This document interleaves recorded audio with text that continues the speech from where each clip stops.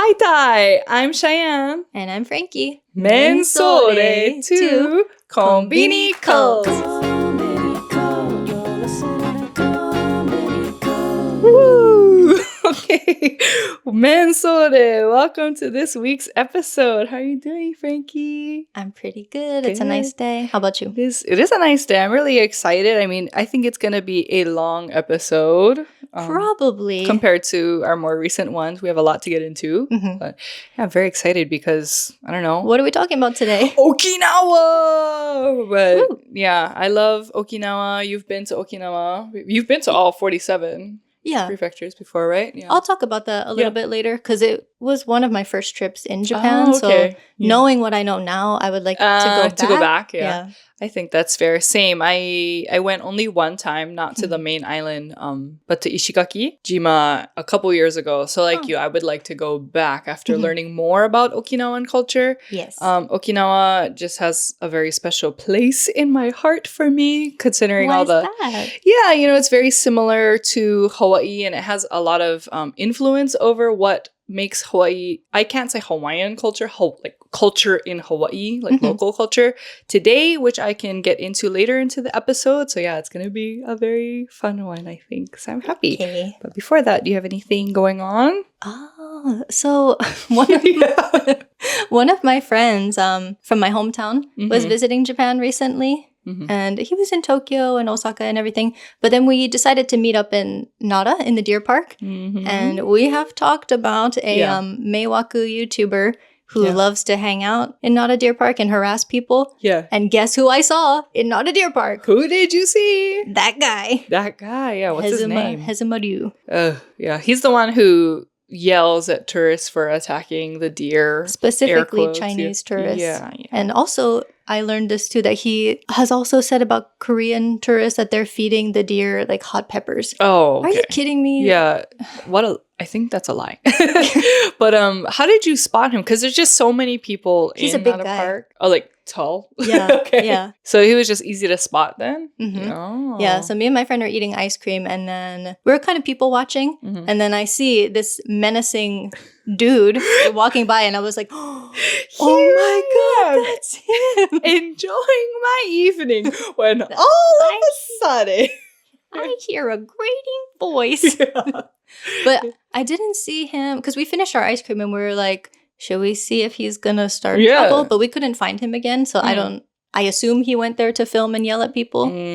I hope not, but yeah. But I didn't. I made eye contact with him and I was like, oh God, I need to look away now. He's gonna scream at me. He's gonna say like, oh, foreigner attacking the deer. There you are. I need to protect the deer from this foreigner. From this foreigner making eye contact with me. How threatening. But anyway, okay. Well, I'm glad at least like you didn't catch him in the act of yelling at people. That would have made me really sad. Yeah, I'm surprised you just saw him and spotted him. I thought you saw him, yelling at people or filming, and that's how you remembered him, because I probably would have never known it was him. He's very recognizable. Yeah. I think you would probably notice too. Yeah, well, when you sent me the picture, before I listened to your voice note about it, I saw just because it was the back of him, right? Yeah. And he was like a tall looking dude. And I thought, I don't know why, my mind first went to Yambo from Navajoto from, what is it, Badly in Love? Yeah, I was like, I think he tall? He just looked tall to me. And I think because that was our kind of most recent conversation before you sent me the photo, I was like, Yambo? I don't know. But yeah, I was very disappointed it was Hezumaru instead. Yeah. Okay. Well, I'm glad you didn't get attacked by him. Yeah, not today, but who knows? Maybe one day. What's going on with you? Well, I just came back from a little trip to where I'm gonna move, and we found a place, so I'm very, very excited. It's a little quirky, but my husband and I really like it, and it is a huge upgrade from, our current space here in Osaka, just size-wise. So we're very excited to live in a more family-looking home, with enough space for us and our kid for now. So yeah, very, very excited. And that you also recently moved, so the stress of just house hunting and looking for a place to live. So now that that's just off of our checklist, the next spot or the next thing to do is move. And now we're not looking forward to that, packing up all our stuff.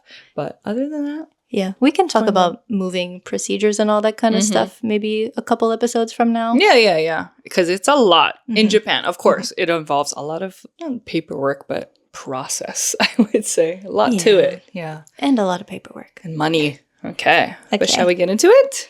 All right. So before we get into our Okinawa discussion, just a little disclaimer. So when we talk about Japan colonizing Okinawa, we as Americans, we are well aware of American colonialism as well. We don't need the whataboutisms like this is worse, so blah, blah, blah. We can care about many things at the same time. I agree. That is possible. So, alrighty. Yeah. Great disclaimer as always. Thank you. Right. So what are we going to cover today? First, we're going to get into Ryukyu history and the creation of Okinawa Prefecture. Then the similarities between Okinawa and Hawaii. After that, we're going to shift into American military presence and crimes committed by military personnel. After that, Okinawa's economy and culture. And then we're going to have a chat with one of my friends that I studied abroad with back in our Tokyo days. She's currently in Okinawa, and so we're very excited to hear what she has to say and about her experience there. And she's also very knowledgeable about Okinawan longevity. And she is an expert in ikigai, which we can explain, when she comes on. Yeah, and how that relates to Okinawa. Yeah. And then ending on a more positive note, we're going to get into Ryukyu crafts, food, and culture that we still enjoy today, because Frankie has a lot of experience like doing those crafts and stuff, right? Yeah, not those specific ones, but we'll get into it when we get there. So, how about we start out with some history? Yes. Okay, so the origins and culture of the Ryukyu. So the Ryukyu Kingdom was founded in 1429 when King Shohashi united the island polities, establishing an independent maritime kingdom with its own language and culture. It exercised tributary relations with Imperial China and became known for trade across East and Southeast Asia. China was the first nation to recognize and support the Ryukyu Kingdom. At the time, China was at war with the Mongols, and Ryukyu was rich in sulfur, used for gunpowder, and horses. But what first weakened the kingdom was the arrival of European traders, namely the Portuguese, who in 1557 were granted a foothold in China. So that kind of disrupted the trade and stuff that was going on there. Okay. So then where does Japan come in? Next, we have the subjugation by Japan. So in 1609, the Japanese domain of Satsuma invaded with 100 ships and 3,000 soldiers and established... I think it's suzerainty. I looked up the pronunciation before. Should I do it again? Nothing makes me feel more dumb than reading notes of this podcast. But I have the definition in there. Okay, I'm sorry. That's just a word I've never seen before. Same. But it makes sense when you see the definition. Suzerainty. I should have looked that up beforehand. I'm sorry. So in 1609, the Japanese domain of Satsuma invaded with 100 ships and 3,000 soldiers and established suzerainty, which is the right of a country to partly control another, over Ryukyu. Although the kingdom maintained tributary relations with China, it lost real independence, becoming subordinate to the Tokugawa shogunate. It remained the Ryukyu Kingdom for the next couple hundred years, though. Yes. So then the annexation. In 1879, during the Meiji period, Japan formally abolished the Ryukyu Kingdom and created Okinawa Prefecture, ending the monarchy and incorporating the islands directly into the Japanese state. The Ryukyu disposition removed indigenous political structure, suppressed Ryukyuan sovereignty, and pushed assimilation into mainland Japanese cultural norms. Okinawans were treated differently and often faced prejudice and economic marginalization within Japan. Yeah, especially regarding, really cultural practices like tattoos, right? Yeah. In our tattoo episode, we did talk a bit about this with the Ryukyu and the Ainu, how, a lot of their cultural traditions were suddenly banned. They couldn't speak their language anymore. They couldn't have the traditional tattoos and stuff like that. And like the land that they were given so generously. Air quotes for our audio listeners. Was like the poorest land. Yeah. But speaking of the tattoos, so we posted a short clip about them, and there was one comment that kind of, I don't know, because we were talking about how for the Ainu and the Ryukyu, their tattoos were for women. Like women did for women by women. Mm-hmm. And then in his comment, it was like saying how they were forced upon Yeah, it was women. more against their will or something. They didn't have a right Yeah, to do so it. I just asked, do you have a source for that? Because if that's true, of course, we want to learn more about it. Yeah. But he said there was something by like a George H. Kerr, who was a Westerner who spoke the Ryukyuan language. Mm-hmm. I kind of looked more into it, and it seemed like maybe there was societal pressure for them to get the tattoos, but there's nothing that says it was forced. Okay. Like you didn't have to. Yeah, interesting. And I'm not, completely doubting this source by any means, but one thing that I've learned as a woman, I guess, in my time and doing research, a lot of things, this is kind of more about like childcare in my personal experience. Like a lot of history and a lot of, practices today are influenced by white men. And a lot of time it's kind of just like, not I'm going to not trust it 100% of the time, but I am going to take it with a grain of salt and really just take it, a little lightly. So considering this person's source wasn't someone of Ryukyu descent, like I'm going to just be like, okay, well, we'll see. But who knows? I'm also not a historian or an expert by any means, but thanks for providing a source when we asked. Yeah. I mean, my question about it was because you see a lot of young women today who are trying to revive the tattoo culture and like keep that tradition alive. So why would they want to do that if it was forced upon their ancestors? Yeah, if it was something that was just contained a negative, history behind it, I don't think people would try to do it again. Yeah. Yeah. Okay. So there was a documentary that we will talk more about later. But in that documentary, he met a girl who has something called the Hajichi Project. Also, I want to apologize because I pronounced it wrong before. Oh. I think I said Hachiji. Okay. But it's Hajichi. Oh, I might have said that too. Or I can't even remember. But if I say it on accident again throughout the episode, sorry. Yeah. It is quite similar. So I'm sorry. I pronounced it wrong. Hajichi. Okay. Thanks. But also, so this lady that he spoke to, she's got something called the Hajichi Project. And on her website, there's a little bit of historical information on there. So she said Hajichi was tattooed by female artists on the backs of hands and arms of girls of the appropriate age, which was 14 to 15 years old. And then, of course, when Japan took over Ryukyu, they were forced to assimilate. The Uchina language was banned, along with the Hajichi practice. And women with Hajichi were subject to arrest. Which is like insane because they probably already had them, considering you get them when they're 14 or 15. Like, what? Did that count for people who already had them or only new ones? Like, I hope, I hope no one gets arrested, of course. But in this case, I hope it was from then on, from when they made that law. Because that's not fair. Like, at all. How would you ever know that's going to happen in the future? I don't know. That's so insane. It makes me so mad. Okay. Yes. And then a very important cultural site is Shuri Castle. Yeah, so Shuri Castle is a historic Ryukyuan castle in Naha. Most of it tragically burned down in 2019. I remember that, seeing that news. Yeah. So actually, I saw it in 2018. Oh, crazy. Yeah. So you're kind of one of the last group of people to see before the fire. However, reconstruction is expected to finish sometime this year. Yay. That's, wow. 7 years later, actually. I didn't know it was that long ago. The cause of the fire isn't known, but the wind strengthened the fire and it caused a lot of damage. It was also almost completely destroyed in World War II and then reconstructed. It's still open though, and visitors are welcome to view the reconstruction progress. Yeah, I think that's cool. Yeah, so it hasn't been closed this whole time. Like I said, I never been to Naha or like Okinawa Honto, the main island, so I never got to see it at all. So that's the only place I had been to. Oh, okay. So I'm excited to, I guess, see it when it's done. Yeah. So now let's get into how Okinawa is similar to Hawaii. Okay. So I made a few notes on this just because I've never been to Hawaii. So this is just based on my Googling. Yeah. But of course, you can confirm. I did also have to like refresh my memory a little bit. Growing up in Hawaii, you learn Hawaiian history almost every year since 5th or 6th grade, I think.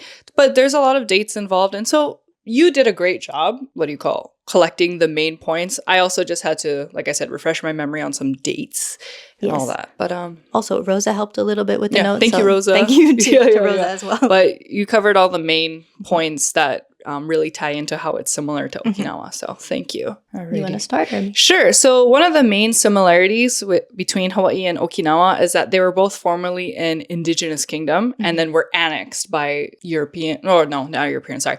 They were annexed by different powers later in their time. Yeah. And so both were once sovereign polities. So the Ryukyu Kingdom, like we said, and then the Kingdom of Hawaii. And Japan and the United States, respectively, annexed each of those kingdoms. Yeah. I was kind of surprised learning about the Ryukyu Kingdom, how close in the timeline, they were annexed, like not exactly, but around the same time. So the Kingdom of Hawaii was established in 1810, and then it was illegally overthrown in 1893 by European and American businessmen, of course, and then officially annexed in 1898. And then it officially became the 50th state in 1959. So it was just under power. That is really close. By a lot of businessmen for a long time. Okay, so the Ryukyu was 1879, and then what was? Hawaii was annexed in 1898. Okay, so that is 11 years. 19 years.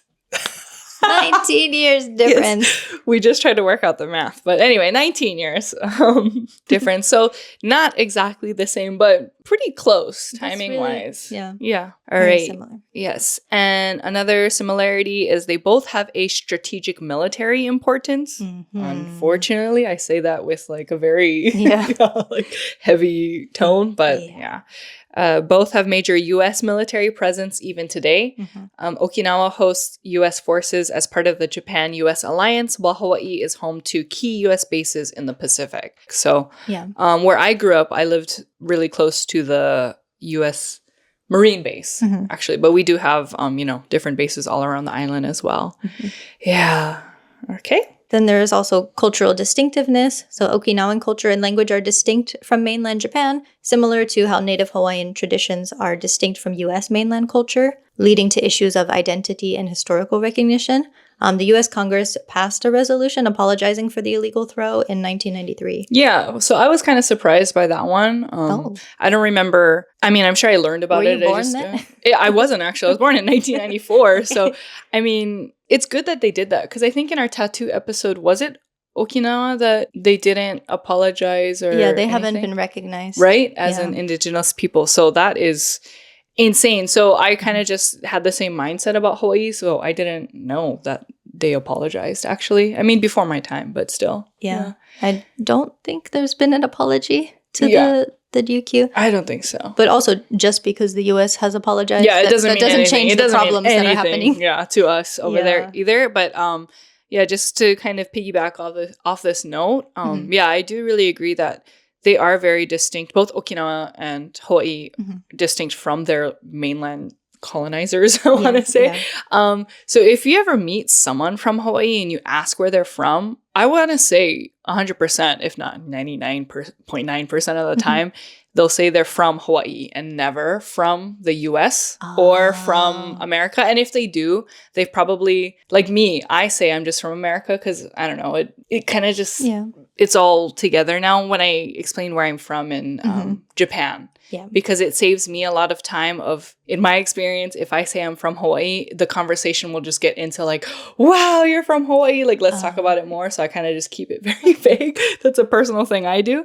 But same, I know a lot of people from Okinawa will never, maybe I'm not Okinawan or Japanese, so I don't know like how they would explain their own identity, but I would say a lot of people from Okinawa say they're from Okinawa, even if they're explaining their roots to people outside of Japan. You know what I mean? Yeah, I have seen, of course, I'm not Ryukyu in descent either, but I have seen videos where people will say that I'm not Japanese, I'm Okinawan. Yeah, same. And then their other common point is self-sufficiency. So Hawaii mostly relies on imported food. My question is it because land is so expensive, or are there rules that kind of prevent people from being able to farm? So the reason why we rely on import and why everything is so expensive actually is because of something called the Jones Act. So the Jones Act, or also known as the Merchant Marine Act of 1920, it's a federal law requiring all goods transported by water between U.S. ports, including Hawaii, be carried on ships that are U.S. flagged, U.S. built, and mostly U.S. owned. and crude. So it significantly impacts, the cost of living because, if you're only just using US-based ships, it's going to be more expensive than, to use other places. And yeah, it really sucks. And that's why we pay like $12 for a gallon of milk and like $10 for a carton of eggs, and why rent and all that is expensive. Land is also expensive in general because, non-natives are buying it out. Otani Shohei and like he did that too. He just bought property on the Big Island. Mark Zuckerberg. Yeah, not only Mark Zuckerberg. Oh, that's like a whole other thing. Mark Zuckerberg bought property on like native Hawaiian land and like sanctioned land or something. And then the natives were kind of like, hey, this is our land. Please do not buy it, And he's just said, doesn't care. Like, he does not care. Oprah has property on Maui. The Rock, Dwayne Johnson has property. I just mentioned Shohei Ohtani on the Big Island and many, many others, And so that is the reason why a lot of people are we call it priced out of paradise. Yeah. Kind of happened to my family not too long ago. And that's why a lot of people who are from Hawaii, grew up there their whole lives, they're moving to other places. In the continental US, like Vegas is kind of a big spot people go to because I think the cost of living is just a lot cheaper. And at this point, I think a huge community of both native and non-native Hawaiians have moved over there. That's a big place, and just other like cheaper, more affordable places to live. So for Okinawa, it seems like they're more self-sufficient in terms of growing their own food and stuff. And pretty much with every prefecture in Japan, they're kind of known for some type of produce. So I think all prefectures are self-sufficient to some extent. Degree, yeah. The issue with it in Hawaii, though, is if there's ever a natural disaster or something. Like, we're going to get food is not wrecked. Yeah. going to get in. At least most food, I want to say rough number, let's say 90% of food is imported to Hawaii, but we are trying to get a little better with supporting local. From the beginning, a lot of local people are supporting local, but I think it's becoming more not known or more common, I guess, to go to like farmers markets and, support local because we do have, if not on Oahu, other islands, a lot more space for agriculture, especially like Big Island is known for like farming and all of that. Yeah. And so we're doing our best. But yeah, if anything were to happen, because let's say, most of the agriculture comes from the Big Island and then a natural disaster were to happen, of course, we still need to import, stuff from that island over to other islands and vice versa. So yeah, it's going to be kind of hard if that ever happens. But the land itself is capable of producing so many crops and stuff. So. And it did back in the day with sugar. And that was our main export at one point was sugarcane. And that's why we have so many, mixed people from all over now in Hawaii, from Japan and Okinawa and China and Korea. And because they all came to work in the sugarcane fields at one point. But yeah. And also Okinawa's economy also heavily relies on tourism. Yes. Like Hawaii's does. Yeah. Fun fact, aloha shirts that you see, the little t-shirts with aloha print that you probably would wear or would buy if you're going on vacation to Hawaii, that came from Okinawa. Oh, really? It came from like kimono and like Japanese like kimono. Okay. And when people from Japan and Okinawa came over to Hawaii to work in the sugarcane fields, like whether it's, I want to say hapi, but like, the lighter kimono and like yukata style, because it's so hot in Hawaii, it just like evolved to become like shorter. And that's where the print comes from too, because a lot of Okinawan or Ryukyu like print is very colorful and so aloha shirts are not Hawaiian. Fun fact. Okay. Yeah. Interesting. And it doesn't seem like there's a lot of billionaires snatching up the land in Okinawa. We hope not. I hope that we know they of, don't. Right? Yeah. Yeah, not that I know of. Although there are some rich people in Okinawa, like Jake, who was a nanny for a rich family. They're probably billionaires and own a lot of land there. So I don't doubt it. Yeah. Yeah, but Mark Zuckerberg isn't. He'd be snatching it up. Yeah, a lot of like places like Hawaii and Okinawa too. I think a lot of people are trying to retire there as well. So yeah. Okay, so let's get into American military bases. So why are most of the bases in Japan there, and how many are there? Well, Japan hosts about 120 active U.S. military bases. That's crazy. That's an insane number. Okinawa, which represents only around 0.6% of Japan's land, contains around 70% of all US bases in the country. Gross. That is too high. Crazy. So I say sorry, like I'm part of the problem, but I can't help but feel as someone from, the States, it's like, same. I'm a white American. Sorry. So. Yeah, sorry. Okay. Yeah. Over 60,000 U.S. personnel and dependents are stationed in Japan, the majority in Okinawa. After World War II, the United States occupied Okinawa separately from mainland Japan until 1972 and created major air, naval, and ground bases for strategic deterrence in East Asia. Even after Okinawa was returned to Japan in 1972 under the Treaty of Mutual Cooperation and Security, the U.S. maintained the base footprint as part of the alliance structure. So officially, the bases are justified as part of U.S. and Japan security cooperation. So we're going to get into a bit of today's issues with the military. I've heard of things like awful things, assaults, and even stuff falling out of planes or like injuring people that way. So trigger warning for this section for sexual assault and child sexual assault. Okay. So accidents and safety concerns, U.S.-based activities in densely settled Okinawa have led to community concerns and documented events. For example, aircraft accidents, including collisions and emergency landings, noise pollution and environmental impact, explosions involving stored ordnance, so including unexploded World War II bombs, and sexual crimes. Yeah. So for these sexual crimes, there are way too many that we could talk about in one episode. It would take upsetting. Too much time, A report by the Okinawa Times noted that over 900 women and girls have been victims of sexual crimes by U.S. personnel since 1945. That is so disgusting. One of the most infamous cases was in 1995 when 3 Marines raped a 12-year-old girl, sparking outrage and protests throughout the prefecture and leading to a rally where 85,000 people gathered. There are a number of rallies and protests of the U.S. military presence. In December 2024, there was a rally of over 2,500 people to protest against a spate of sexual assaults by U.S. servicemen stationed in Okinawa. There are also issues with incidents not being properly reported to Okinawa prefectural government. So it's a clash between the U.S. and Japanese governments, plus the prefectural government and local police. Yes. So under the SOFA, I don't know if it's SOFA or SOFA, Status of Forces Agreement, Japanese laws do not apply in principle to U.S. troops in Japan, allowing crimes, environmental contamination, and human rights violations arising from the U.S. military presence to go unchallenged. Other U.S. allies, however, have agreements with the U.S. military that their national laws apply to the U.S. stationing forces. And I saw that on New Japan Women's Association. So, Japanese prosecutors dropped criminal cases against more than 300 U.S. service members in the last decade, between 2014 and 2024. It's a couple years old, the source, including a sexual assault case in Okinawa in 2020.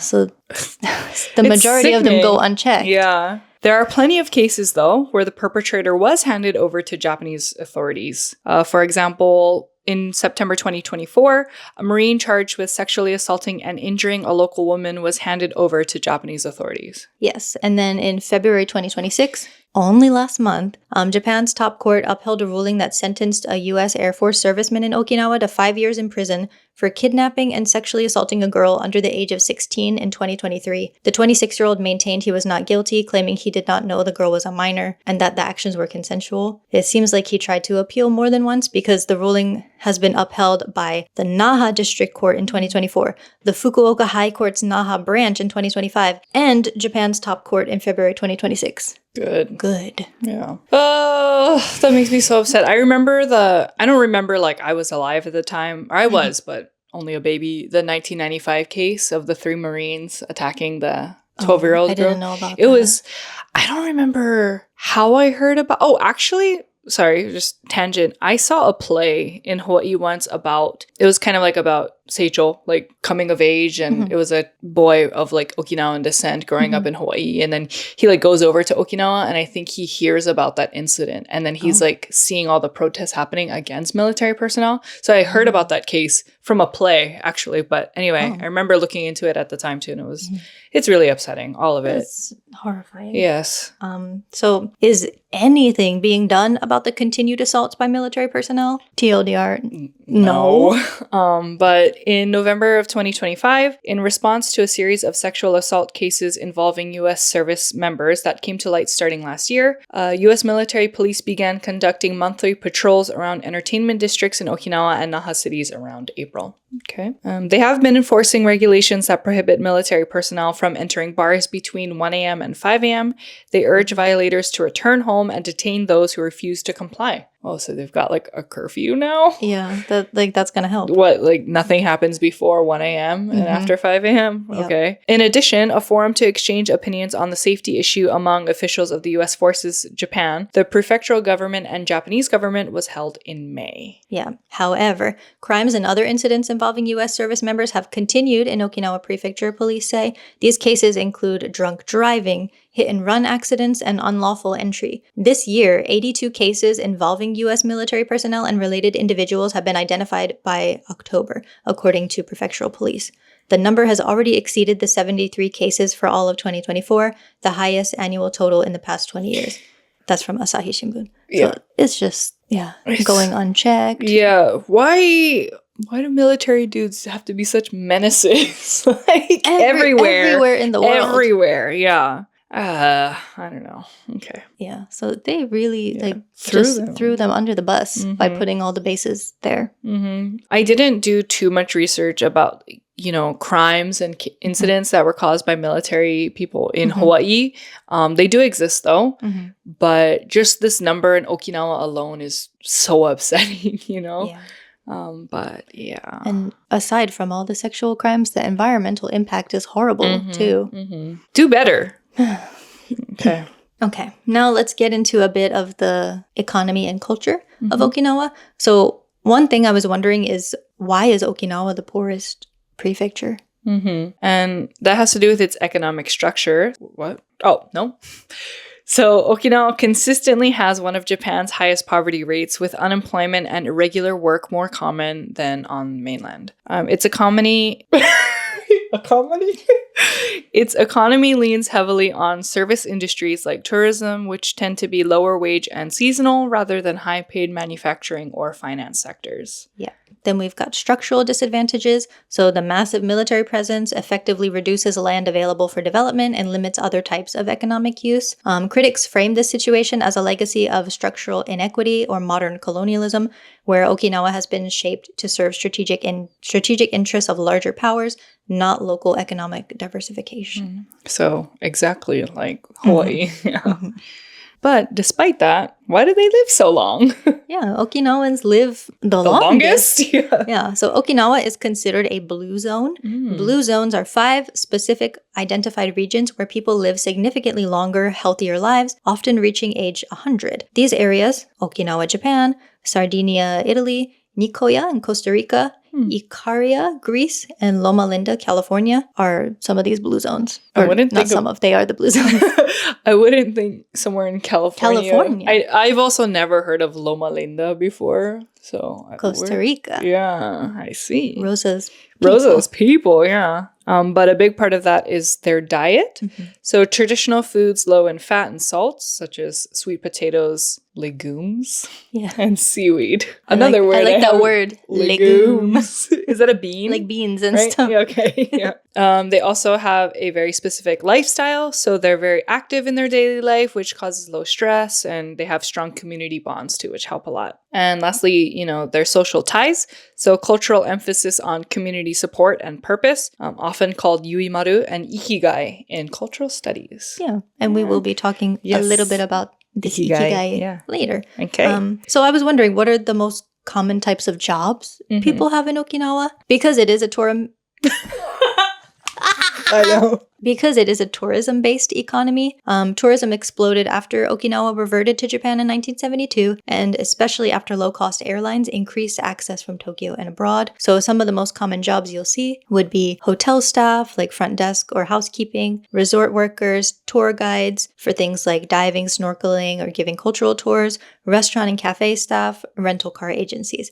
However, these jobs are often low-paying, service-oriented, and seasonal, so you might not be able to keep the job for long. Oh, interesting. That's sorry to bring up Hawaii again. A lot of our jobs are also mainly tourism based, But I feel like I didn't know in Okinawa there's were, lower paying or kind of seasonal. I'm sure a lot in Hawaii too is seasonal, but for the most part, that's why so many people from Hawaii study Japanese. And that's why I study Japanese or another language, because if you can work in it's obviously not ideal. It's kind of just like what is available to us. But if you work in tourism or hotel related industries and you speak, in our case, Japanese, your pay is so much higher. Oh, yeah, because I mean, you can cater, to more people. And so it's, if I ever like think about what I would do if I ever moved back home to Hawaii, ideally I would like to, go into teaching and stuff. But unfortunately, teaching in the US is just a very underpaid job. And so my backup and like that I know I could succeed in is tourism industry, which it really sucks to cater to that, but it is what it is. And my dad has also worked in tourism industry for his whole life because again, that's also what is available to him. Yeah. So I didn't know it was more lower paying on Okinawa side. It's upsetting. I think they're probably kind of lower paying jobs in Japan in general. Yeah, that's true. And then the seasonal thing, I think that's because in Japan there's, like Golden Week and Obon and that kind of stuff. And actually Japan has 4 seasons, or in Hawaii it's year round hot, But they have a rainy season too and typhoon season, so it's lower I see what you tourism mean. during that time. However, many Okinawans also work as civilian employees on base. So they work as translators, administrative staff, maybe maintenance, construction, food service, and retail. On base. On base, the military bases, yeah. Yeah. I had also heard from one of Christal's videos, who we're going to talk to later. Our guest today, yes. That Okinawa has the highest teen pregnancy rates. So I wanted to look up some stats about that. But just in general, Okinawa has one of Japan's highest fertility rates, often leading rankings by municipality. Okinawa's fertility rate remains higher than the national average, even as Japan's overall fertility declines. It's that blue zone, man. Yeah. So for the longest time, Okinawa was the only prefecture in Japan where the birth rate was higher than the death rate. In 2023, though, they had their first natural decline in population. Okay. In one report, the proportion of births to people under age 20 was about 1.9% in Okinawa, roughly double the national average of 0.8%. Research shows that most young ladies are from age 18 to 21, half of them living with their families. Many of these young ladies are unemployed. And research indicates that many teenage parents are peers, same age range, rather than significantly older partners, which is something you often see. I would hope so. They're not like, older. But a lot of times with teen pregnancy, the fathers are older men. Ew. Yeah. But in Okinawa, it seems that they are at least like closer in age. Or something, I hope, and many partners are employed, whereas the mothers are often not. So, 1.9% in Okinawa compared to the Japan's national average of 0.8%. Yeah. I wonder so it is the highest. Yeah. I wonder, they don't exactly say why, though, I would guess. Yeah. Because you know how in small towns, people tend to settle down earlier? Quicker, yeah. So because there's not a lot of corporate things going on, maybe people are just settling down faster. I mean, I agree. The same goes for Hawaii too. I don't have a statistic to compare it, teen pregnancy in Hawaii versus mainland US or anything, but I remember just learning about teen pregnancy very early, and we did have a couple of girls in my school when I was in middle school go through oh my God, teen pregnancy, and in high school we had a couple too. So it wasn't like totally uncommon, for that to happen. And whether they're planned or not, I'm not going to get into that, but yeah, there was a pretty high number of teen pregnancy in Hawaii as well. And I think, like Frankie mentioned, it's comes down to just small town, like island living, small town. I don't know. Everyone has their reasons, but not so much, I guess, pressure to like leave and like go into work or anything too. And I think the community bonds too. I don't know. Like it's just a different mindset. By the time I got pregnant in my 30s, a lot of people I know from back home were like on their 3rd or 4th kid already. Yeah. And that's not uncommon, or I'm not judging at all. It's just like one of those things like in your early 20s or before that. Yeah. not so uncommon. Yeah, my hometown in New Jersey, I think it's only 11,000 people or so. It's a pretty small town. So anybody who stayed back home, they have they're like a bunch of kids already. Yeah, I think because like if you do plan to just settle down in your, smaller community, you're just on track to do that, what do you call it, like nuclear family lifestyle a lot faster. So, yeah. And I think also with if the place is really religious, that's when you see more of young mothers and older fathers. Very true. Also, we don't have to get into it super deeply, but a lot of Mormons in Hawaii. I knew you were going to say Mormon, but Mormons in Hawaii. A lot of Mormons in Hawaii. And so I think that just contributes to people having more kids earlier, settling down as well. Yeah. Different conversation for another time, why there's so many Mormons and how missionaries affected our religious community there. Yeah. Mormons are in Japan too. So they are. They're everywhere. Yeah. Yeah, on their missions, but yeah. Anyway. So now let's take a little break in the episode to chat with Christal. Da-da-da-da-da. How are you? Hi. Nice to see you. Yeah, it's been so long. Have you been living in Japan this whole time? Yeah, since 2017. Yeah. Is that around the same time as you, or did you just stay after? Yeah, I just stayed.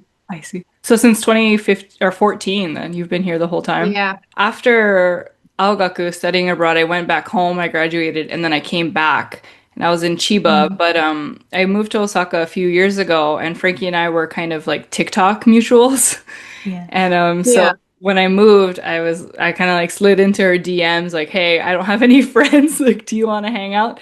And then eventually we, started this podcast, and we've only done it for a couple 2 years. 2 years now, yeah. So it's been a while. So we kind of just talk about, all kinds of stuff like I told you about, but we did want to do like a big episode about Okinawa, and I think Frankie has seen one of your videos before in the past. About, I think you were talking about maybe volunteering and then how Okinawa is statistically the poorest prefecture. Yeah. And that came up, and when she showed it to me and told me about it, I was like, I know that girl. Yeah, so yeah. Yeah, okay. So I remember seeing that you were in Okinawa, because you did, I guess to get into, more background about you. You did your master's in Okinawa, or how did that come about? Yeah. Yeah, when I was studying in Tokyo, I did the job hunt period, Shushoku Katsudo. I hated it. There was nothing in Tokyo I liked. So I thought I'll just keep going to school. And I was really interested in the health of Japanese people in general. But even in Tokyo, I actually had never heard of Okinawa. And then I had an Okinawan friend in Tokyo who was like, why don't you look at Okinawa? And I was like, what is that place? Why would I look there? And they said, it's called the Longevity Island. And if you're interested in health, you should go study in Okinawa. And then a light bulb went off, and I was like, I'll look into this. And then I found it is the Longevity Island. And there's a university called the University of the Ryukyus. So I applied to get my master's degree in the agriculture department, because I thought the key to longevity was plants and food. And so that's why I went to the University of Ryukyus and got my master's in agriculture, specifically in a plant called long life herb. Oh, what's that? Yeah. What is the long life herb? It does that. The Japanese name for it is. The Japanese name is chomeso. So maybe Shiseido sells chomeso supplements and drinks. If you've seen it. Okay. I see. So it's literally long chome life so grass. Oh, interesting. Maybe I should try those. Get those. What years were you in school then? So that was 2016 to 2018. I see. Yeah, so 2 years. Graduate school is 2 years. Yeah. Yeah. And you did that whole program in Japanese? So graduate school in Japan, in general, the classes are in Japanese, but the publishing papers, if you can, they want you to do in English, because it is like the common scientific language. The weird thing is that all the professors can write better research papers than I can, but they can't have a conversation in English. It was very weird. Yeah. Interesting. Kind of checks out, though. I don't know. In my experience teaching English here, so it makes sense. Yeah. Interesting. You gonna ask your first question? Oh, yeah.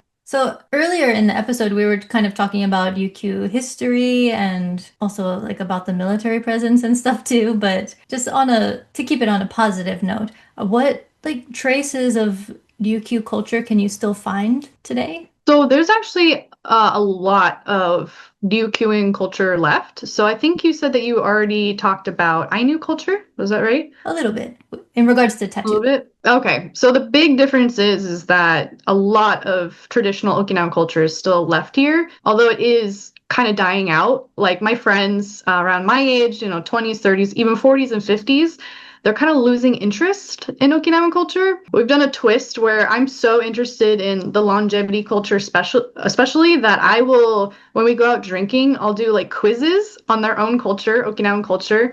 And it's fun because like I know the answer, but they don't know the answer. So it's very strong here. There's a lot of it left. But if the government or someone doesn't do anything about it, then it's going to gradually disappear as time goes on. Would you say they're not as interested in it because they're just from there and they're not really thinking about it, or opportunity wise, they just see more, work or opportunities outside, and that's why they kind of have to shift their perspective? Or There's a lot of reasons. One is because some people say it's not cool, like speaking Okinawan language. Yeah, it's really sad. Like I will speak some Okinawan. I can't speak it fluently. I cannot have a conversation, but I can say some words here and there in Okinawan. And some people say like it's cheesy. It's dasai. Like don't speak Okinawan language. And I'm like, oh my God, that's terrible. Why would you say that? So there's that reason. The other reason is just lack of interest. Like they are born in it, they grew up with it, they don't really care to go deeper into it. And also Japanese culture, mainland Japanese culture has taken such a strong hold on Okinawans. So the real old school traditional Okinawan pride people will say, I'm Okinawan. They don't say I'm Japanese, they say I'm Okinawan. But then there's a large portion of people who just say, well, I'm Japanese. Of course I'm Japanese. So there's like kind of like a difference, like a divide between the people. and the people who are kind of just more identifying more as Japanese, you said they're younger. It's like with the younger generation, they're just shifting over. Yeah, that. I mean, I've met older people too who really identify with Japanese. Everyone has a different reason. So, like, in my specialty, what I am knowledgeable about is longevity. So, what I do is interview really, really old people, so people in their 90s and some in the hundreds. And one question we'll ask them is, can you speak Okinawan language still? And some of them can't speak it. And this surprises people. Like even people in their 50s and 60s, I tell them, like, hey, this under 100-year-old can't speak Okinawan language. And they're like, what? That doesn't make sense. But the reason is because when America gave Okinawa back to Japan in 1972, they established Japanese schools. And in the schools, they would literally beat the children if they spoke Okinawan. So a lot of the parents as well would try to speak Japanese in the school so their kid wouldn't get in trouble. So some people really resonated with that so much so that they stopped speaking Okinawan language since they were young. So that's why some of these 100-year-olds don't even speak it, because they haven't spoken it since they were like 10, and they don't want to, because it was the way that the environment was, don't speak Okinawan language because it's bad and you shouldn't, and you need to speak Japanese. It's so interesting. I mean, yes, that is really sad. So I was just gonna say it's so interesting to hear you say, some of these 100-year-olds, because you just don't hear that in conversation. So many 100-year-olds. Yeah, so it's like, I haven't met one ever, so I was like, whoa, it just comes up so casually for you. So interesting to me. Yeah. Given their age, like, are they, most of them, Ryukyuan descent then, would you say? Oh, yeah. So I don't know about mainland or Hokkaido or what's going on over there at all, but in Okinawa, most people are of Okinawan, like their ancestors are Okinawan. So Okinawans are super Okinawan. I don't know how you'd say that. I've even met people who are distantly related to the king here. A lot of people have been related to samurais that worked for the king and queen. So most people are still very Okinawan. And the way you know that is by their last name. The last names here are very different from mainland Japan. Oh. Yeah. I think it's similar for the Ainu. I'm a little bit more knowledgeable about the Ainu just because I did a work project in Hokkaido, visiting one of the villages there, but a lot of people have, I forget what the name is, but there's a very common last name that Ainu people have. Yeah. What's a common last name that like more Ryukyuan people of descent have? There's a bunch. There's even like a list. So like number 1 is Higa. Okay. Number 1 is Higa. Number 2 is Shinzato, Oshiro. Like there's a lot. And then if you get to the really rare ones, you know that person is super Okinawan because they're so few, and there's like Nakandakari. It's my favorite. Nakandakari doesn't even have any language, but that's super Okinawan last name. Yeah. There's a lot. If you come here and you drive, all the intersections are their last names. Yeah. What about, have you met any or many Shimabukuros? Oh yeah, a bunch. Oh my gosh, so many. It's a last name too. So I ask because, sorry to bring it up, but like Hawaii and Japan, or sorry, Hawaii and Okinawa are very, similar in just a lot of their ways with history and colonialism and all of that. But I just ask because in Hawaii, there's a lot of Higas and a lot of Shimabukuros actually. And so I just assume it's like a lot of, people from Okinawa coming over. That's what I ask. Yep. There's a lot of those. I even have people tell me, when you say you're American, people try to relate to you as much as they can. Mm-hmm. So I get a lot of, oh, my brother lives in Hawaii, or my ancestors fled to Hawaii during World War II. And now my cousins can only speak English and I can't speak English, so I can't talk to them. I hear that a lot. Yeah. I see. Okay. Interesting. So how did you get into longevity and like ikigai and that kind of? Yeah. Were you studying that in undergrad? No, not at all. So when I moved to Tokyo, I noticed that the Japanese people were healthier than the Americans I grew up with. Yeah. So that's why I wanted to get my master's in plants, because I thought the food was the key. So it's a longevity island. So I moved here. And when I started studying, have you heard of a blue zone? Yes. Oh, yes. Yeah. We talked about that in the episode. So it's a blue zone, right? And blue zone's a very popular word. The blue zone books and TV shows and all that stuff were incredibly popular. So when I came here, I was expecting there to be a bunch of people working on the blue zone stuff because, they live to 100 years old and it's something to be studied. But when I came here, there's literally no one doing anything. Like there's no, you probably maybe looked on Instagram. There's no influencers. There's no YouTubers. There's no researchers anymore. Like there's no TV shows. There's nothing on the blue zone in Okinawa. So that's why when I studied here, I created a company when I was in graduate school, and I was set on I'm going to do something related to the blue zone, and I'm going to make products because no one's selling blue zone products. Like there's so much good stuff in Okinawa, and I want to do kind of like my own studies as I do my business. So that's when I met Dr. Suzuki. Dr. Suzuki is actually the man who discovered the longevity in the 1960s. He's from Yokohama, but his higher up said to him, you're going to Okinawa, and when your higher up tells you what to do, you don't have a choice. So that's what he said. So he moved to Okinawa in the 1970s and helped build the first hospital. So the first hospital was built in the 1970s, and which is wild because they're all living a very long. Yeah. Yeah. And when he's a cardiologist, so when he was at the hospital, someone said, I heard some people are living to 100. And he was like, no, I don't believe you. So he went up north and found a 100-year-old. He didn't believe it at first because she didn't look 100 because she was so healthy. And that started his research for the next 50 years. And when I met him and heard his story, one, he's the only teacher that could teach me, but two, it's wild to hear that story. And so I've been working under him for a while now since I've met him. He's 92 years old now, so he's like a longevity example himself. Yeah. He's very, very, but he's very active. He still works at the hospital. He still sees patients. And when I talked to him about longevity, I thought it was food. Most people think it's food, but if you talk to him about longevity, he will get angry if you ask about food, because it's not about food. He's tired of people talking about food. He's tired of people talking about bitter melon, purple sweet potato, all those stereotypical foods. And in his 50 years, after looking at many centenarians, or people who lived to 100, and even looking at research of the other blue zones, like the Italians in Sardinia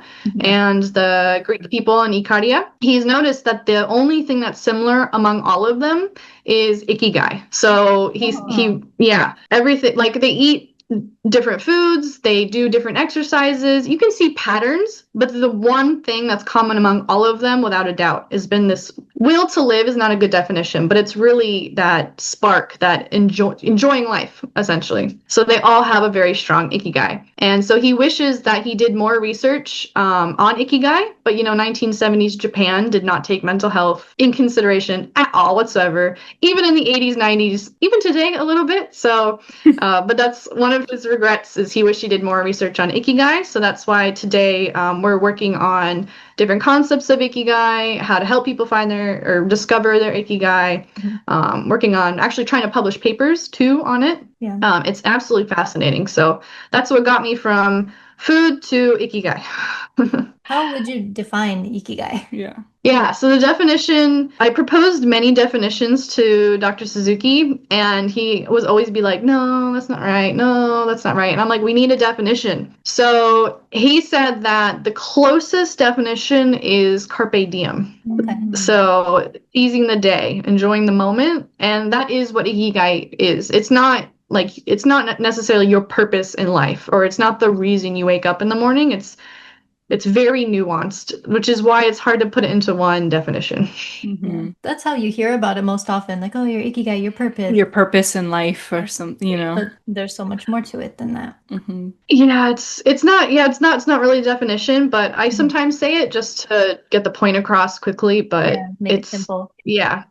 I know it's very nuanced, and I'm sure there's a lot of, layers to it, but I can't even put in words what I want to ask, but how, when one is searching for their ikigai, have you seen it take a long time? Or for you, for example, personally, did you just put yourself into that mindset, okay, I found my ikigai, and then that's how it happens? Is it how long of a process is it, I guess, is what I'm asking? Yeah, that's a good question. Because for me, it took 10 years. Wow. But that's because I didn't know I was looking for something to be happy. That's why I started a company in Japan, which is very difficult to do. That's why I live in Okinawa. I lived alone. I've been through depression in both Tokyo and Okinawa. So I didn't know it at the time, but looking back, it's because I didn't know what I was doing with my life, which is kind of like ikigai. So it took me that long. But now what I do is I do one-on-one counseling, mostly for Americans or military-related Americans here in Okinawa. And everyone's different. So the time it takes depends on you. And one, how aware you are of who you are as a person.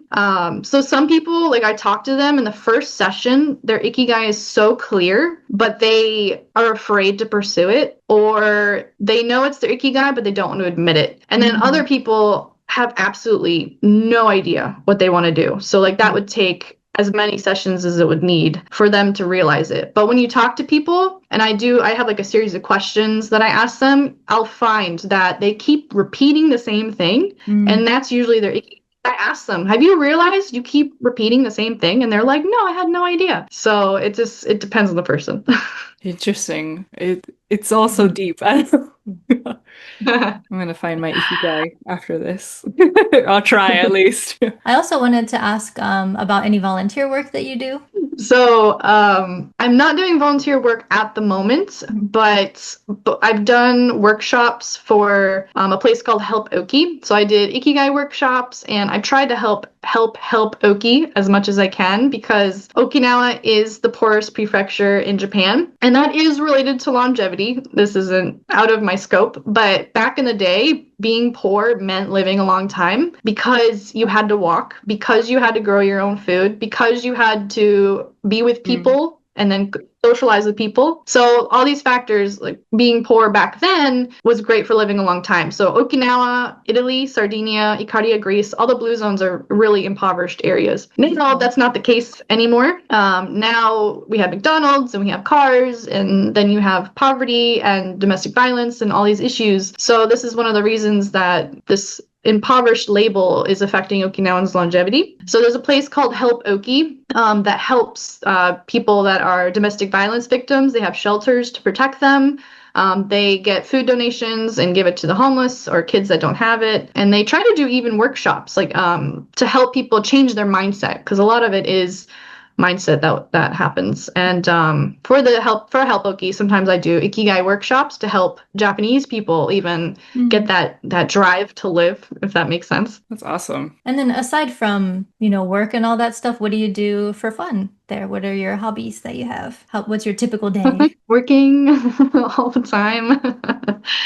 I'm not doing the longevity lifestyle and I know it, but it's 2026. It's kind of hard because I'm on the computer all the time. But when it gets warmer, I go to the beach a lot because Okinawa's beaches are beautiful. Yeah. I don't know if you're comfortable talking about where in the US you're from, but I think you're from like a beachy state as well, or I'm from Florida. I'm from South Florida. yeah. And were you a Yeah. beach person when you're in the States too, or is it like being in Okinawa, you've really just, started going to the beach a lot more? No, I was always a beach person. So in Florida, usually people are beach people, but in Okinawa, Okinawans are not beach people. They don't want to go to the beach. Yeah, they go to the malls a lot instead on the weekend. Is that like because they don't want to get tan kind of thing, like a Japanese typical beauty I mean, standard that's thing? part of it. Yeah, no, that's part of it, but I don't know. Like when you talk to Okinawans, they're like, of course I don't go to the beach because I'm Okinawan. Whereas in Florida, you say, of course I go to the beach because I'm Floridian. I don't know. It's weird. Oh, interesting. I'm learning a lot because, when it comes to, for example, like military occupation and like economy and things like that, Hawaii and Okinawa share so many similar points. But like you said, because I'm from Hawaii, of course I go to the beach. You know what I mean? Like I'm going there if I could every day. Maybe it's different with surfing. Like just because I'm from Hawaii, I can't surf. But so it's interesting to hear that people from Okinawa don't necessarily, I guess, have that mindset. So that's something new I learned. Yeah. Yeah, there's a lot of comparisons I make to Hawaii for Okinawa. Like, I've been telling Okinawan people lately that the language, most kids, no one's studying it, no one can speak it. But people are now talking about Hawaii as an example. Like, we heard that schools in Hawaii are trying to bring back the language, and Okinawa should copy them and do what they do. So Hawaii is like a leader to show Okinawa how they could do things, essentially. It's just they're not listening, I guess. Yeah, we're really trying because I mean it's not through lack of, effort, and it did take a lot of time too, but very similar to Okinawa. My dad's generation, he would get beat by his teachers in school if he spoke any Hawaiian, and it's exactly the same, and so back in the 80s, that's when they really started to find a resurgence for Olelo Hawaii, so Hawaiian language, and now it's like becoming, I hate to say it's becoming cool if you can speak Hawaiian, but like, you know what I mean? It's like back then it was just this thing of like, oh, we can't learn it because we'll never get a job, or like we can't speak proper English or whatever. And now people are reverting back to, no, this is the language of our home and our people. So we should, learn how to speak Hawaiian. And yeah, I would love to see one day if Okinawa really followed that as well. That would be great if people actually thought speaking Uchinaguchi, so Okinawan language, if they thought it was cool, because it's the opposite. So at least it's going in that direction. Yeah, it sounds cool to me. That's the way to reach young people, though. You make it cool. Do you know, I mean, you probably do know like A-Witch, right? She's the rapper from Okinawa. Like, so she does some songs and she's collabed with Okinawan rappers as well. He sings or he raps in Uchinaguchi, I heard. And I'm not from Okinawa, of course, but to me, it sounds super cool. So yeah, I hope people get to That's not enough. And what Japanese people say and Okinawan people say all the time, and I do agree with it, is that it has to become cool and popular among foreigners, like especially America, and then it will make its way back into Okinawa. So then they'll give examples of like Nike or I don't know, whatever's popular in America, and then the Okinawans say, "Oh, that's so cool. I want to do it too." So it's like a reverse import, reverse export. I don't know.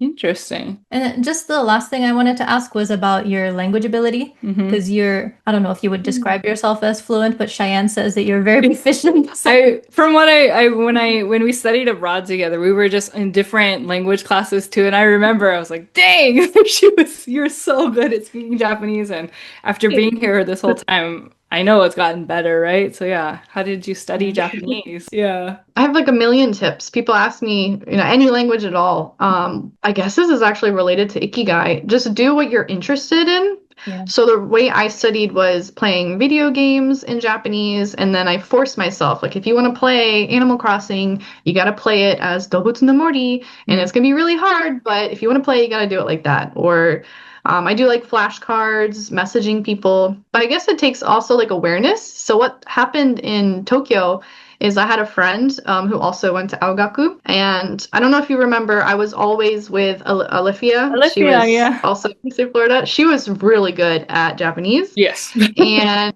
time our Japanese friend, he said, Crystal, your pronunciation is not as good as hers. And I was like offended. Like, how could you? What are you talking about? Yeah. And he said, you need to become aware of what your pronunciation is. And so I went home and like watched the news, and I had to start listening and hearing, oh, okay, I'm not doing the intonation right. So it takes a lot of awareness, I guess, for it, and then just doing what you want. And then the other one is throwing yourself in a world where you don't have an English backup. So being in Okinawa, I was all by myself, and I had a business, and I had to try to make money. So I would go to business card exchanges. I would go to, you guys got brighter. Yeah, sorry if you noticed we were like, We tipped a towel to the wall because I don't have a curtain that just fell. we suddenly got brighter. We're both just like, uh-oh. Sorry about that. Yeah, so don't do the thing like what we did in Tokyo when you study abroad. Don't just hang out with other English speakers. You got to put yourself in only Japanese environments and force yourself. That's what I did. Unfortunately, yeah, I see. I know you said like you went to, when you're in Okinawa, you didn't have that like English backup. However, just based on what I know of like Naha specifically and like that Kokusai Dori area, I feel like there's a lot of English speakers, or like would you say, or no? They're not fluent. And no, Okinawans, I mean, you can find an Okinawan person that speaks English, but in general, if you want to really get into society, like meeting different companies to offer them different services or try to network or like any of like that, they don't speak very good English at all. Okinawa's pretty bad at English in the prefecture ranking, I've heard. Oh, really? I thought they were like number one.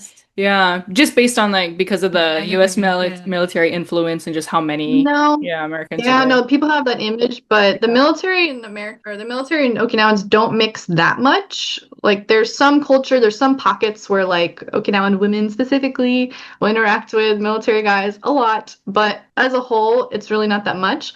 But on that subject, another misconception is that the Okinawans hate military Americans, but that's actually not entirely true. They've kind of integrated and accepted the bases are here. The bases provide jobs. Like even my husband is Okinawan and he works on a base. There's a lot of Japanese people that work with military Americans. The protesters are paid. They're not usually actually real protesters. Paid by who? Yeah. Yeah.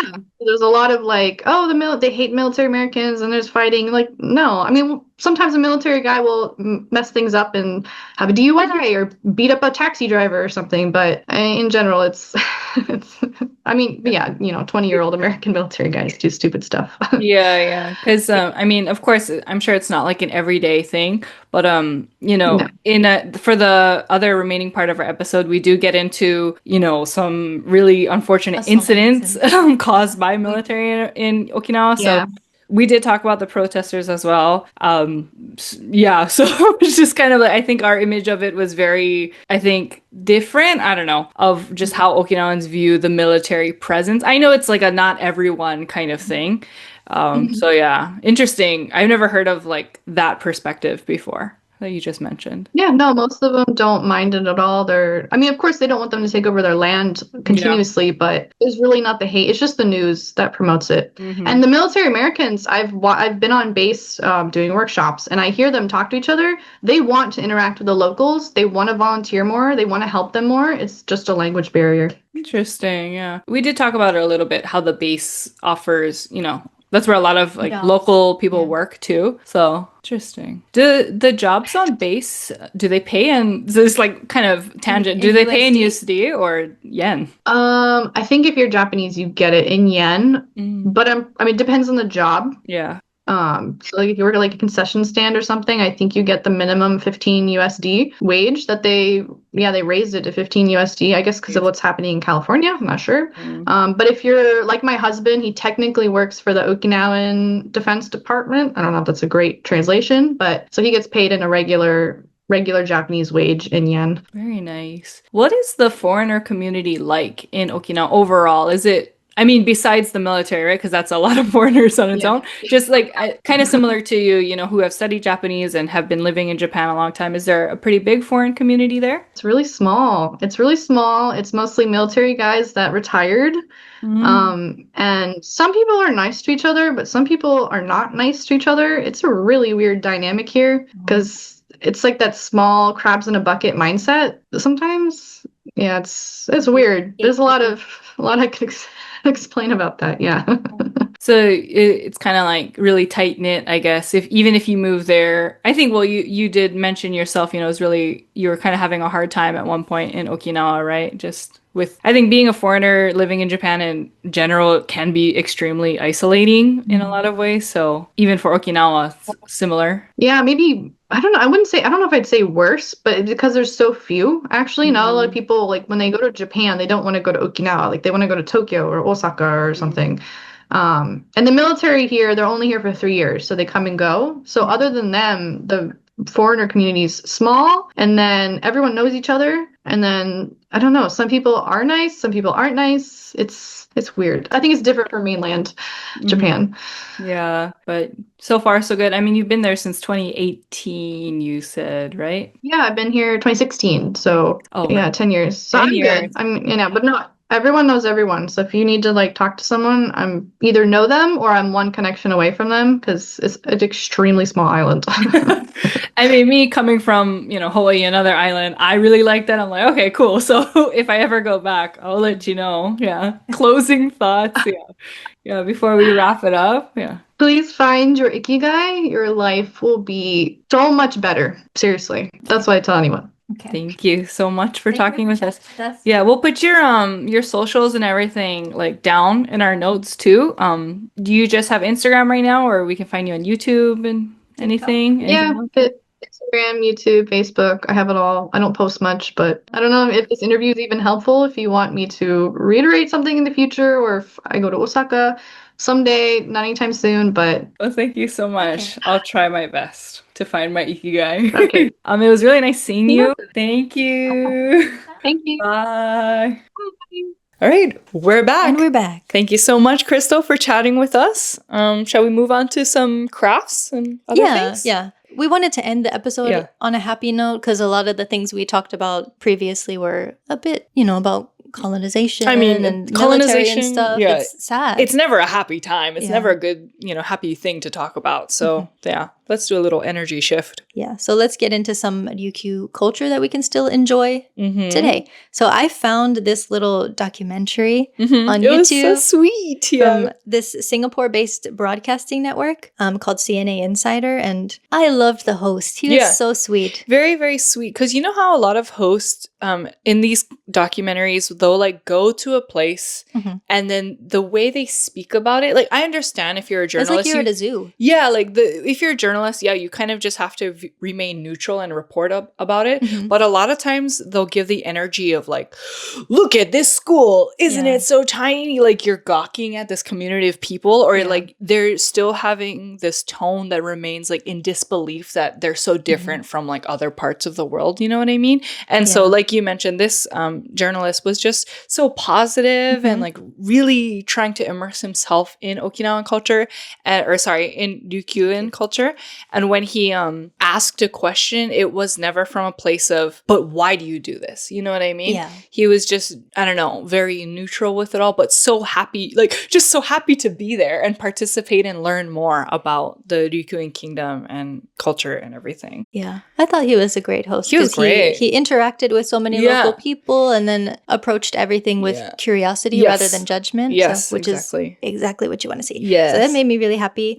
And just some of the crafts and like foods and stuff I learned about. So let's get into that. He got into bingata textiles, so they're colorful stencil dyed fabric. Yep. Oh, this one I really liked. It was buku buku tea. Yeah. So it's roasted white rice, brown rice, and jasmine that's whipped. And the tools, they look like, you know, the matcha Like the whisk, matcha just a whisk? lot bigger. It's huge though. It's huge though. I And then love when it. they're whipping it, would, like the foam got like really big too. Yeah. And I like how, so Buku is, I think foam is one, and then like, luck. right. So like foamy and lucky. So that buku buku, that's where that word came from. But the way, you know, so you pour the tea and then you've got to like tap the whisk to get all the foam off of it. And it Into just the looks perfect shape. Yeah, it looks like a little cloud. Like a I snow don't know. cone or Yeah, something. It looked so fun. I really want to try that if I'm ever back, you know? Yeah, that sounds really good. I Yeah. love like genmaicha, Yeah, brown rice tea, and that's true. jasmine tea I drink all the time. And it was that tea was served to, I think, Chinese emperors, like visitors coming to Ryukyu, right? Yeah. For like trade when they were Merchants hosting and- them yeah. and stuff. Yeah, that's when that tea was served. Then we've got awamori, Japan's oldest distilled liquor made from rice, water, and black koji. Koji is a type of mold. Awamori is also commonly used to make habushu, the venomous snake alcohol, Yeah. which you may have seen before. Yeah, I've never especially- tried it, but Yeah, if you ever go to an Okinawan restaurant, like in Okinawa or just out, you know, mainland Japan in like a themed restaurant or an Okinawan restaurant, you'll probably see jars jar, of a snake in there. That's what that is. Yeah. yes. And then the sanshin, Mhm. which is a 3-string instrument that is the precursor of the shamisen. Mhm. The body of this instrument would typically be made with snakeskin. It sounds, in my opinion, a bit more upbeat Yeah. than the shamisen. Yeah. Every time I listen or hear someone playing the sanshin in like, you know, I'm just listening to music, or when I went to Ishigaki personally and they had performers playing it, I like always cry. Oh. I get like super emotional when I listen to it because it's a beautiful sound. Yeah. Do you know that this one song, Shimanchu nu Takara? I sing this at karaoke sometimes. You definitely know it. I It's like, definitely know. Boku ga umareta Okay. kono shima no sora wo. Yeah.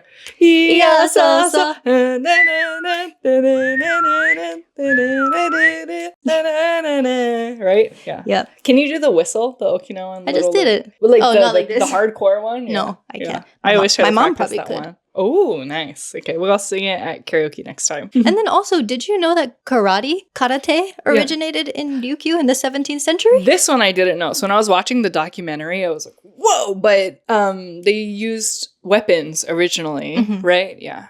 So that one was really interesting to see the different, not karate, right? Because karate is just weapons free hands. with your hands, but the precursor to that. I Right. forgot what it's called. But also like nunchucks. Yeah, came Came from from there. that. Yeah. And they're that all was originally like a horse. the horse's like What is it bridle. called? The bridle or bit or something? Yeah. Because they mention it in the documentary if you check it out too. But like in the West, especially, horse bridles are it's the metal like rod that goes in their mouth. Yeah. And then Ryukyuan people, well, first of all, their horses are like totally different sizes too. They look like mini horses. They're quite kinda. small, Yeah, the horses. They're a lot smaller, but they use a different style where it goes around their mouth because they didn't want to, you know, cause stress to the horse's jaw and everything. Yeah. And it's a But wooden piece. Yeah, with like a string that attaches the two pieces together. And it said, you know, soldiers would use that as kind of like nunchucks when in nunchucks in battle. Yeah.